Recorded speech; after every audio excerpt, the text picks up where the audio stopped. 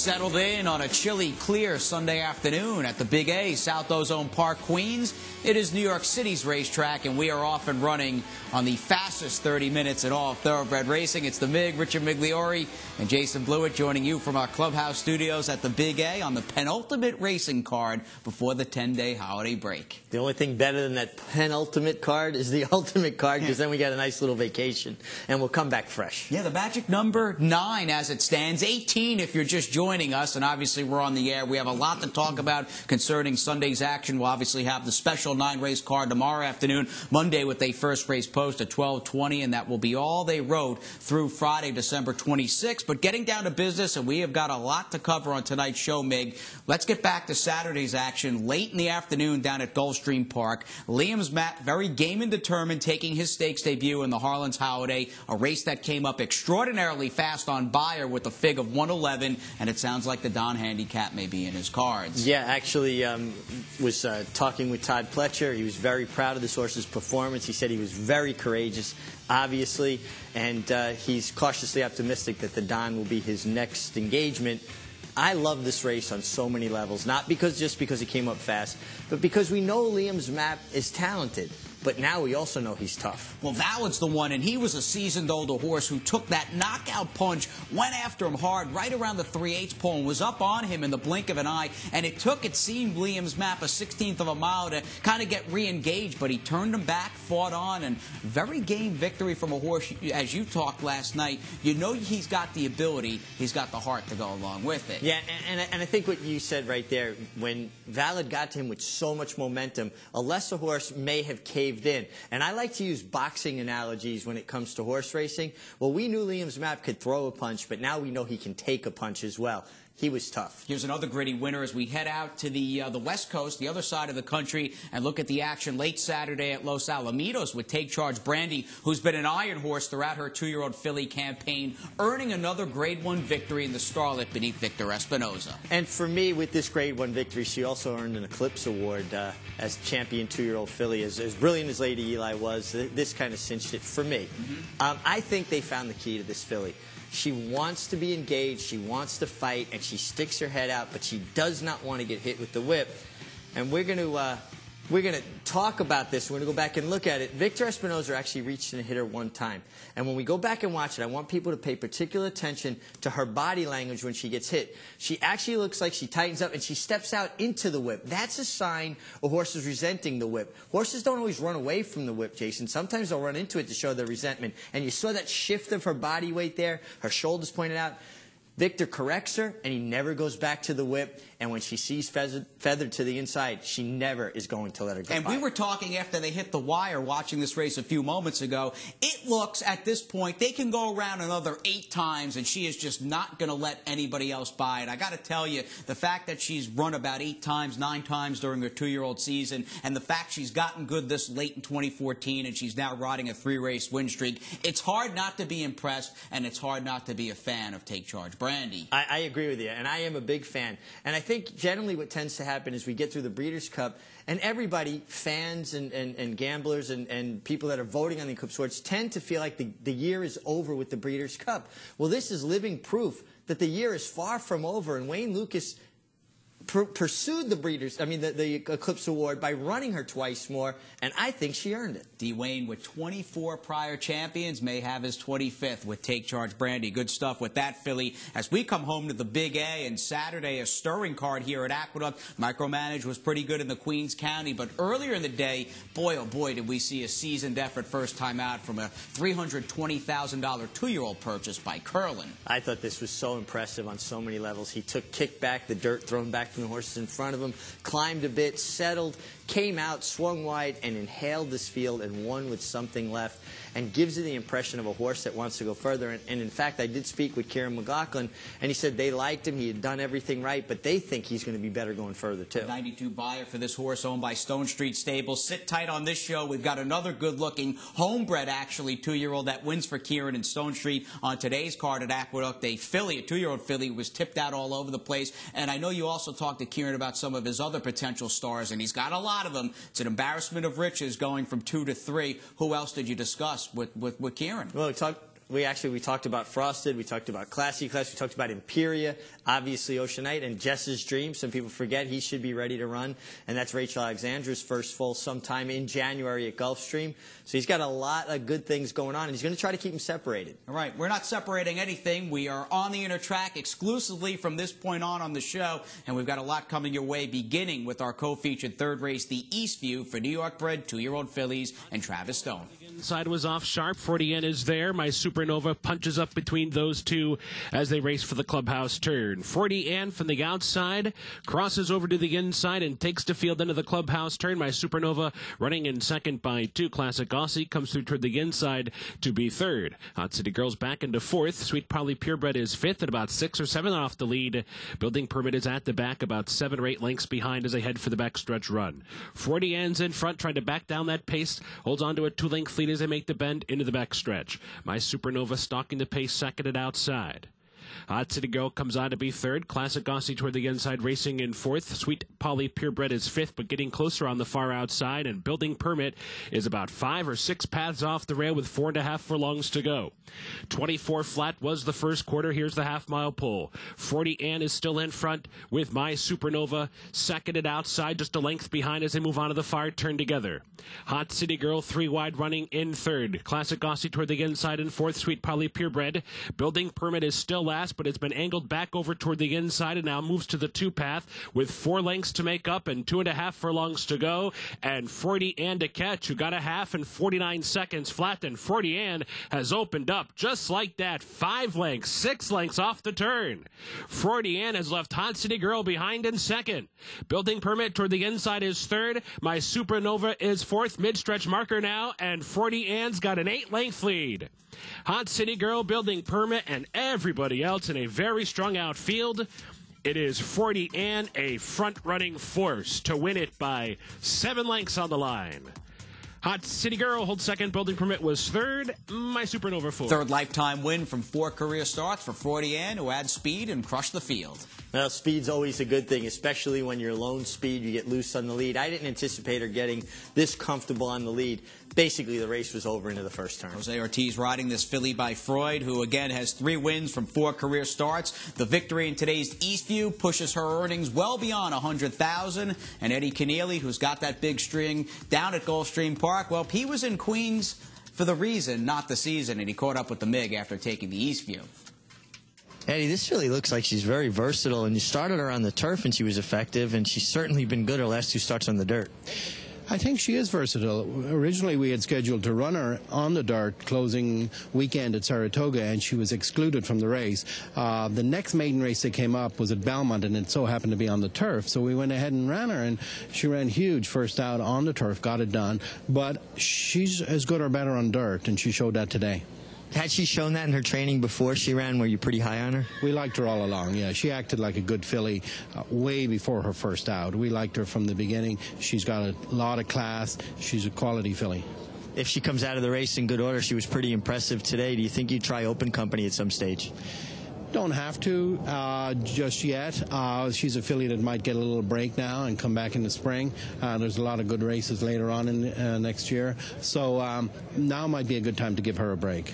Congratulations. Well done. Thanks, Richard. Appreciate it. Pretty good for a $9,000 yearling purchase picked up at Keeneland September in 2013. We'll see where 40N goes. For us up next, race number 8, the co-feature, the 36th running of the Damon Runyon, Travis Stone at the mic, and these are New York-bred 2-year-olds.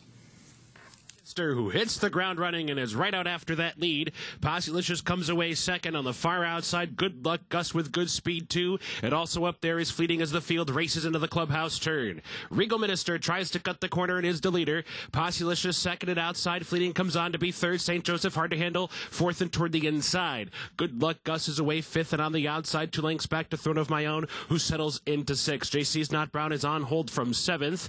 Mason's Dream at the inside is eighth by another 3. Tis Quick. Kayla Luna. And at the back early is Bullheaded Boy, about 9 or 10 lengths behind. Meanwhile, Mason's Dream, something awkward there for rider Gabriel Saez, had to get situated. Nonetheless, has dropped back to trail the field. So down the backstretch run, 23 and 1/5 seconds was the quarter, 4.5 furlongs to go.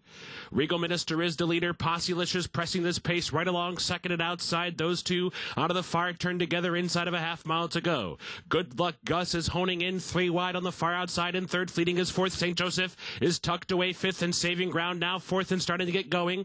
Farther back, Tiz Quick is winding up from the back of the pack and is flying on the far outside, sixth, fifth, fourth, and about to be third with a big move on the far turn, and so too is Bullheaded Boy picking it up as well. Racing for the top of the stretch, Good Luck Gus comes away with the lead. Good Luck Gus off the turn, trying to kick away from Regal Minister down inside. Tiz Quick and Fleeting fighting on third and fourth, heading for the final furlong. Good Luck Gus is a leg-weary leader. Here comes Tiz Quick continuing to close, and from the back of the pack, Bullheaded Boy is getting into it late too, but it is still Good Luck Gus digging in and holding on. Final try from Tiz Quick and Bullheaded Boy on the outside. Good Luck Gus got there.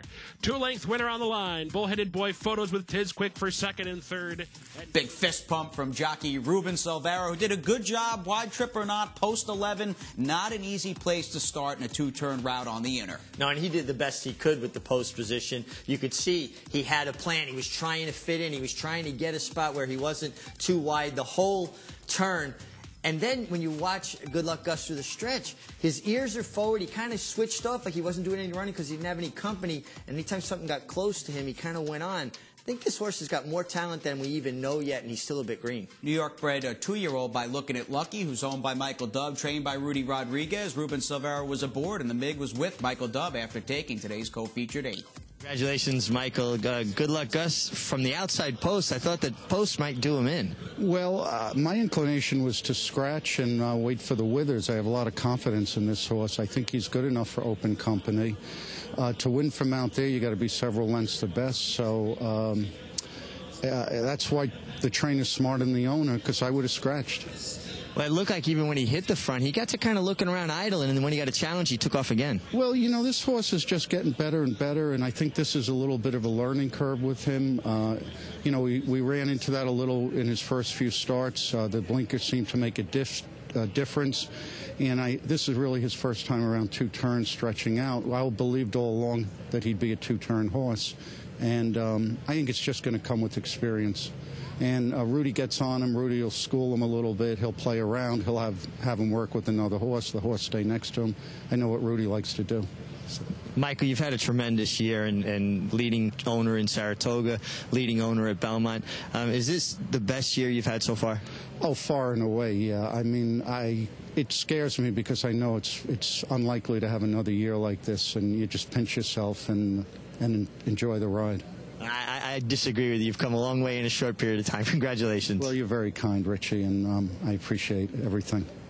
Well done. Thank you. Mike, accomplished in his professional life, a very wealthy real estate developer. He clearly has he's smart and clearly has a very good team working behind the scenes regarding claims and even auction buys. Picked this son of Looking at Lucky up for $97,000. But in that interview with Michael Dubb, he alluded to the mornings, at least with Good Luck Gus. Rudy Rodriguez gets on this horse. How much of an edge is that? Well, I think it's a big advantage when a trainer can get on his own horses, because there's things that you won't pick up sometimes visually that you will feel underneath you. And sometimes a horse will look perfect, but if you're getting on a horse every day, you're going to notice subtle change in it, and if something isn't quite 100%. So I think that's a big thing. And just like you said, Michael Dubb has been so sharp in his claims and having so much foresight in where a horse is going to be able to excel later on. And I think that's been one of the huge keys to his success. Well, that's some good news going forward for Good Luck Gus and the road to the Kentucky Derby on the inner track. Although it was very cold and snowy last winter,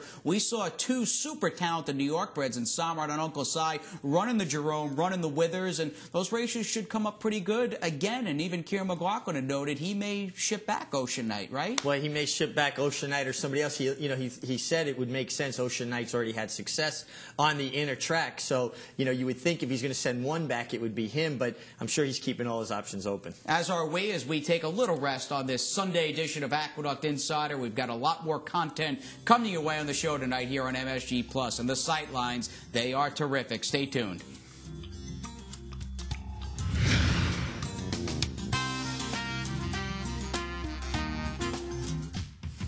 Quick reminder, we are indeed open tomorrow afternoon, 12:20 first race post, 9 races in all. A special Monday card before we hit the break, a week and a half dark here at Aqueduct. Simulcasting only, and we'll be back at it, Mig, the day after Christmas.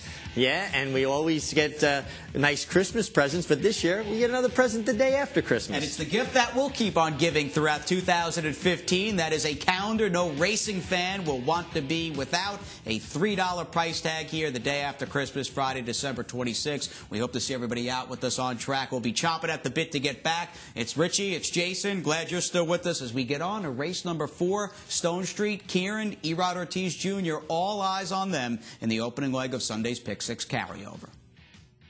Perchance with a good start. Come on, sister, toward the inside. Little Lady Big Purse far outside. Tante Zoe Fortress up close as well. Racing up the backstretch, here comes Perchance up to challenge for that lead. Little Lady Big Purse running in second. Come on, sister, third. Yes, for success. Racing up the inside, squeezing through and taking charge of the race for the half-mile pull. Farther back, Exclusive Biz comes out running in fifth. And then it's Fortress running in 6th. Tante Zoe far outside in 7th by 5. Tacky Diamonds is running in 8th. Hold Me Down is 9th. Push Me Pull You is 10th on the far outside.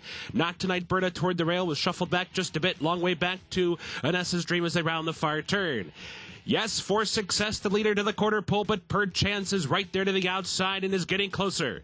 Here comes Perchance coming after Yes, for success. These two by the quarter pole together. Fortress rolls up into 3rd on the far outside.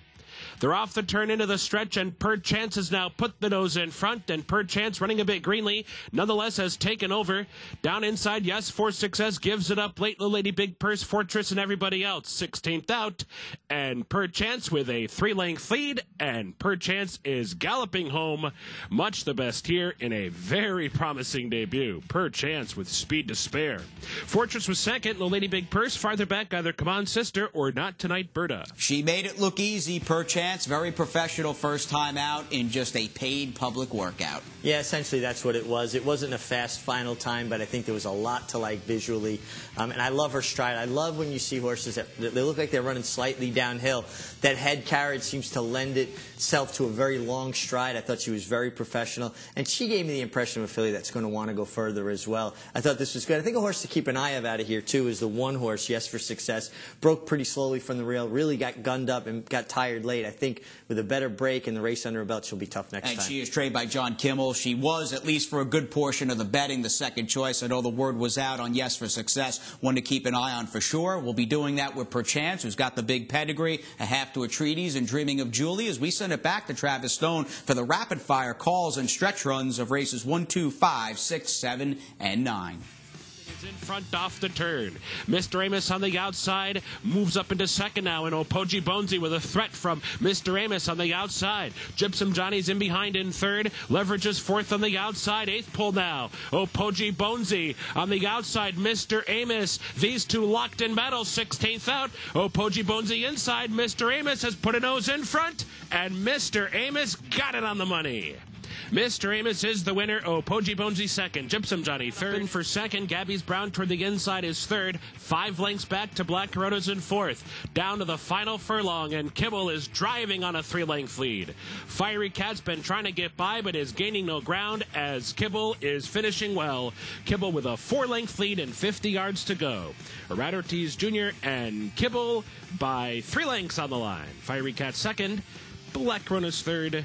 Gabby's Brown and 5 lengths of the lead, but in the meantime, North Ocean, with plenty left for the stretch drive, has kicked away to lead by 5. North Ocean opening up late. Hurry Up Allen on the outside of Poliziano. Social Sol is 4th with a 16th left, and it is North Ocean and Israel Rodriguez all the way up top. Final margin about 6 in the end. Hurry Up Allen was second. Poliziano. Zippity Zoom, Moldavite farther back, Keep Right trying to muster up a late rally as well. Here's the 8th pull, and Kitty Ride's got a 6-length lead. Kitty Ride, Southern Sunshine could not gain any ground. Zippity Zoom on the outside, down to the final 16th. And Kitty Ride hit the ground running and is going to get to the wire first. 4 lengths, diminishing in the end. Zippity Zoom was second. Southern Sunshine was third. Tight 4. Hail Marys has drawn alongside and is now in front. And Storied Lady is coming on the outside as well. Down to the final furlong, say 3 Hail Marys, but here's Storied Lady continuing to grind it out on the outside. And Storied Lady has taken over with the 16th out and is now kicking away. Storied Lady from off the pace and opening up as they come down to the line. The final margin's going to be 4 in the end. Say 3 Hail Marys. Good effort from Prairie Stone to hold third. 5 lengths back. A big lead at the top of the stretch. It's now 7. It's now 8 heading for the final furlong. Discreet Force, well clear. Farther back, it's a battle for second between Blue Ballerina down inside Worthington Court, Bozique, and Maxana. But with a 16th to go, this race was over right at the start. Discreet Force all alone to the line. Final margin 9 in the end, and second goes to Maxana. Bozique was third, Blue Ballerina fourth. Discreet Force in the nightcap, and another force, Frost Giant, who's done it all in his short career as a stallion. And it's time now for the Frost Giant New York bred standout of the day. We got to go back to the Damon Runyon. Yeah, good luck, Gus. I think he earned it the hard way today, wide from the outside post, gutted it out, and I believe won with quite a bit left in the tank. And that's kind of what you get with the Frost Giants. Quite a bit left in the tank. And they've been precocious young. And then they've gone on as they've gotten older. And they run on any surface and any distance. And when you're breeding in the state of New York with all the opportunities you have, that's the kind of stallion you want to go to. Right. Good Luck Gus has been very versatile. He's won sprinting. He won going long today. And give Eric Bishop a shout. You'll be glad you did. At Eric at sunrisestallions.com, 516-606-9768. With the second of quite a few Sundays on the inner track down. We'll check out the rider standings. And a young colony as that sun sets at around 4:30, 4:35 in the afternoon. Jose Ortiz, the leading rider. Yeah, Jose Ortiz has really caught fire. Manny Franco's been riding well for quite a while now. I read Ortiz back from Hong Kong, finding his stride, and we got two very talented apprentices, Israel Rodriguez and Angel Cruz. As we go to David Jacobson, 1 win in front of Linda Rice, who's quietly doing a good job, and a whole bunch of people with 3. We got a long way to go, but it's no surprise who's up either on top or close to the lead. And they were wheeling and dealing in the racing office earlier in the day. Claims on this second Sunday on the inner track. There were a bunch, in fact, 4 of them, including, though, a trio of 4-way shakes. Yeah, a lot of horses popular with several people. It's like a lot of people asking same girl out to the prom. Mike Maselli gets lucky and wins a 4-way shake for North Ocean. Who's in good form. He's got the big ped. Street Cry had a beautiful pleasure, and he looked pretty good, winning his second straight as we head to the Monday preview. Again, 9 races. We want you with us tomorrow with the first race post of 12:20.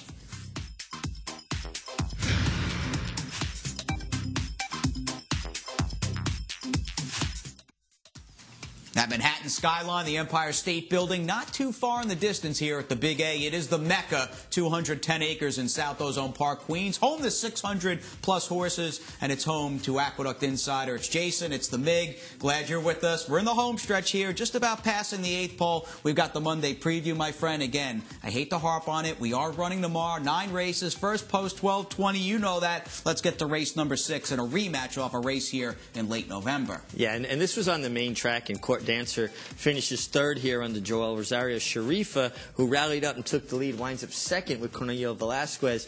The question mark I have about Court Dancer, Jason, is he's run once on the inner track. It was one of the worst races he ever ran, and he was a big favorite that day. Some horses do not run as well on the inner track.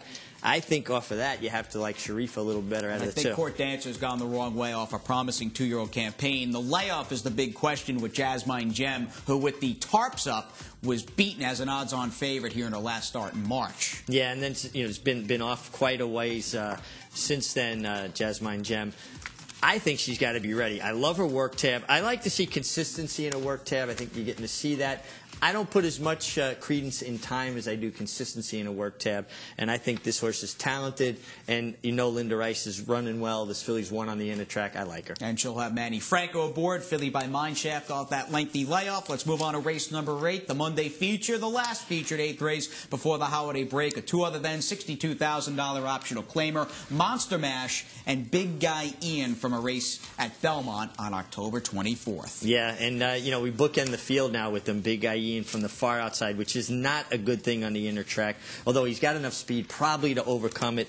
Monster Mash along the inside is 1-for-1 on the inner track, and from the inside, he's going to have to be able to get some position because he's not as fast as some of these in here. Manny Franco once again, and a speedy New York-bred homebred for the Bromans. I'm stoked. And I'm stoked is fast, and he's naturally fast. He puts the rider there. They don't have to ask him to be there. I think Big Gallienne can sit right off of him, and then if he's good enough, run him down. Michael Hushin is always a trainer you've got to contend with. So dangerous with the horse that's rung up some gaudy speed figures. He can be yours tomorrow for $62,500, the same claiming price as Glickman, who David Jacobson, this is what he does well. I mean, this is a horse that had some issues, had some back class, picked this guy up for 20, and he's been pretty good for this barn. He's a very fast horse. He's somebody that's going to probably give I'm Stoked a tough time on the lead. CC Lopez is on him. You know he wants to be on the lead, but this is a horse that tries to drift out pretty badly and usually pretty steadily. You wouldn't want to be hung up outside of him, that's for sure. And he is coming in out of an odds-on loss at Parks, blew up there, was a distant third at 3-5. Maybe he's just more comfortable here at Aqueduct, as is our resident handicapper on the show, Andy Serling, with who to look for on this final day of racing before the break. Well, it's always nice to have had a vacation. Then again, degenerates like me, I'll start getting itchy to be betting horses about 3 days into vacation. Tomorrow, Monday, the last day of racing until December 26th. And I got to tell you, there are opportunities galore on this card. One big field after another, and I think there are some interesting price plays throughout the day. Hopefully we can be smart once or twice and make some money. One race I'm hoping I'm smart is the 6th race.